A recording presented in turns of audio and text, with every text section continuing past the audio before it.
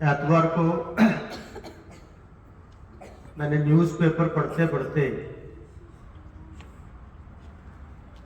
दो छोटी छोटी न्यूज़ थी, उन पे मेरा ध्यान गया।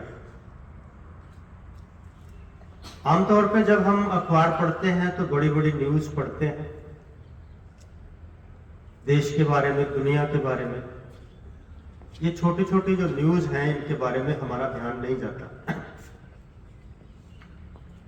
लेकिन कई बार जो छोटी छोटी न्यूज़ खबरें हमें एक बड़ा संदेश देके जाती है। शनिवार को कोर्ट ने एक फैसला किया,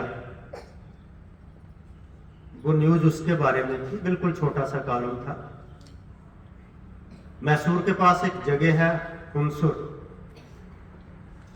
वहां दो पति पत्नी थे, शादी हुई। तो जब बच्चा होने वाला था तो दोनों में इस विषय पे बहस छिड़ गई। बहस इस विषय पे थी कि बच्चे का नाम क्या रखा जाए। बीवी ने सोचा कि मैं आदि रखूंगी,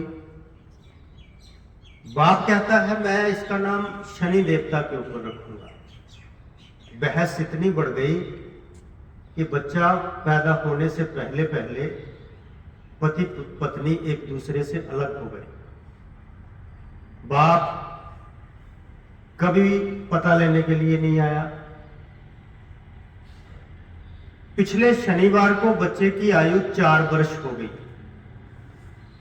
इन 4 सालों में बच्चे का नाम रजिस्टर नहीं हो सका, क्योंकि दोनों ने मिलकर के जो फैसला ही नहीं किया कि बच्चे का क्या नाम रखा जाए। इवन कोर्ट में जो विषय चल गया, लड़की ने कोर्ट में खर्चे के लिए एक प्ली डाल दी। शनिवार को कोर्ट को आगे आकर के बच्चे का नाम रखना पड़ा। ये एक विषय था। एक छोटी सी न्यूज और थी जो उत्तर प्रदेश के बलिया की थी। वहां पे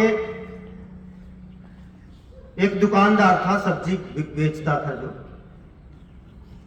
छट्टू प्रसाद उसका नाम था, उर्फ गोलू गोलू कहते उसको पुकारते थे। उसके चेहरे पे काले पोत के एक पट्टी लगा करके उस पर लिखा था कि आगे से मैं ऐसा अपराध नहीं करूंगा। उसको गली में घुमाया गया और थाने में जाकर के उसने माफी मांगी और माफी मांग करके बोला कि आगे से इस तरह के गुनाह में शामिल नहीं होऊंगा, और उसको माफी दे दी गई।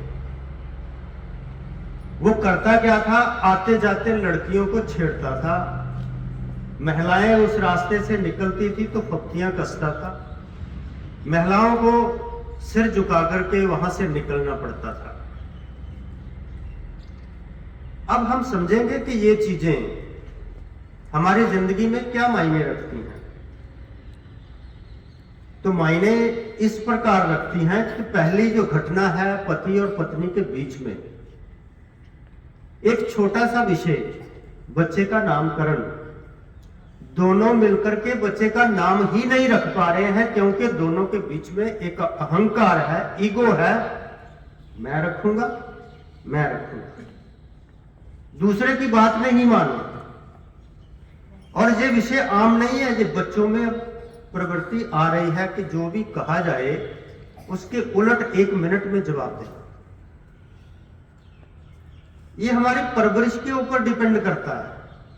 होता तो ये था कि परिवार के बड़े लोग मिलकर के उन दोनों को बिठाते, समझाते, और वो विषय कचहरी तक नहीं जाता। लेकिन क्योंकि समाज का ताना बाना उलझ गया, अब हमारे पास एक दूसरे को समझाने के लिए समय नहीं है। एक दूसरे की बात को मानने की हम सोचते ही नहीं है कि किसी की बात माननी भी होती है। लड़का कहता मैं लड़का हूं, लड़की कहती मैं लड़की हूं। मां के बीच में अपना ईगो है, बाप के बीच में अपना ईगो है, और यही ईगो लेकर के हमारा जो सामाजिक ताना बाना था, पहले लोग ऐसे नहीं थे। ऐसे विषय कोर्ट कचहरियों में नहीं जाते थे। दूसरी घटना जिसमें वो महिलाओं को छेड़ता है, पुलिस को आकर के दखल देना पड़ा। उस मोहल्ले के समझदार लोग, पढ़े लिखे लोग उसको टोकते, उसको रोकते, उसका सामाजिक बहिष्कार करते, उससे सब्जी ना लेते, उसकी दुकान बंद करवाते कि तू ऐसा गलत काम करता है, हम तेरे पास आएंगे नहीं। उसको अपना बोरिया बिस्तर समेट करके पहले ही जाना पड़ता। लेकिन हम लोग जब कोई बुराई आती है तो सोचते हैं अभी हमें क्या जरूरत पड़ी है किसी को कहने की। लेकिन पहले सामाजिक ताना बाना ऐसा नहीं था। गांव की बेटी सबकी बेटी होती थी, गांव की इज्जत सबकी इज्जत होती थी,